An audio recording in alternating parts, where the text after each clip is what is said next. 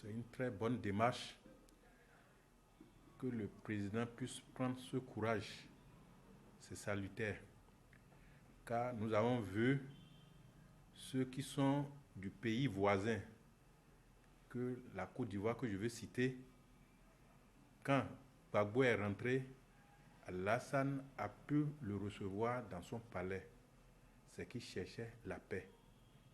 Vraiment, je salue cette initiative du président Talon. Que Dieu l'épaule plus. Car s'il n'y a pas la paix, on ne peut rien bâtir.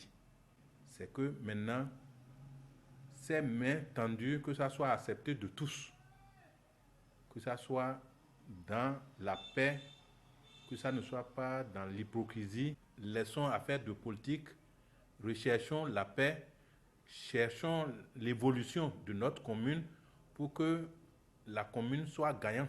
Lorsque nous avons traversé des moments douloureux à Tchaourou et dans certaines localités du pays, et après ces moments douloureux, nous voyons de tels actes qui ont commencé par se poser.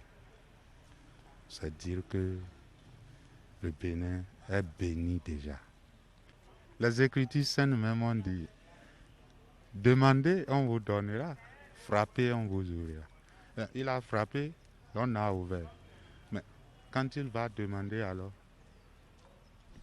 on donnera. Parce que la volonté que la paix revienne existe déjà en l'homme. Son excellente Patrice Talon. Moi, c'est ce qui fait ma conviction.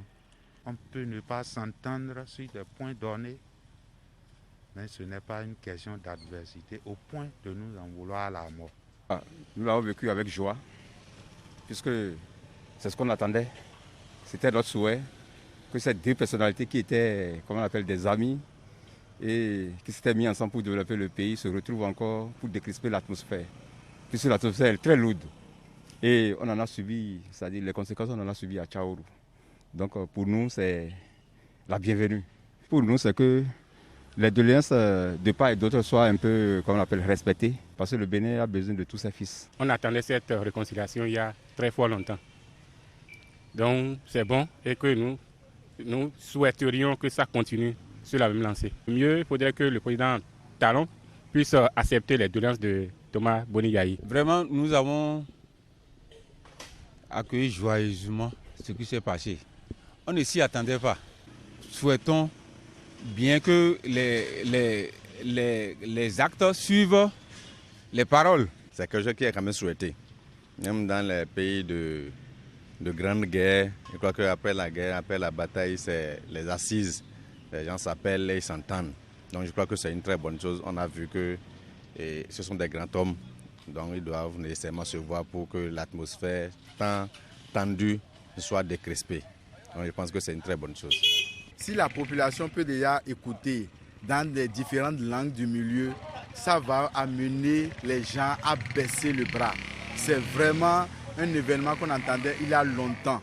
Et je pense que ce qu'il a dit, ce que les gens et les autres ont dit, c'est très capital.